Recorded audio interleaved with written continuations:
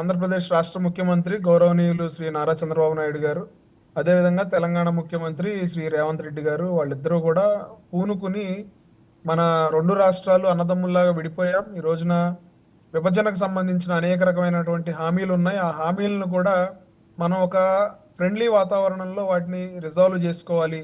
ఏ రాష్ట్రానికి ఎవరికి ఎంత రావాలి, చట్టబద్ధంగా విభజన హామీల్లో ఆ రీఆర్గనైజేషన్ యాక్ట్ లో ఏదైతే పొందుపరిచారో వాటికి సంబంధించిన ప్రభుత్వ ఆస్తులు అవనివ్వండి, లేదంటే ఆ ఉద్యోగస్తులకు సంబంధించిన విషయాలు అవనివ్వండి, లేదంటే ప్రభుత్వ బంగళాలు కానీ ఇట్లా నీటి ప్రాజెక్టులకు సంబంధించి ఇట్లా ఏవైతే అనేక రకమైనటువంటి అంశాలు ఉన్నాయో వాటన్నిటి మీద ఇప్పటి వరకు ఒక హెల్దీ చర్చ అనేది జరగలేదు సార్.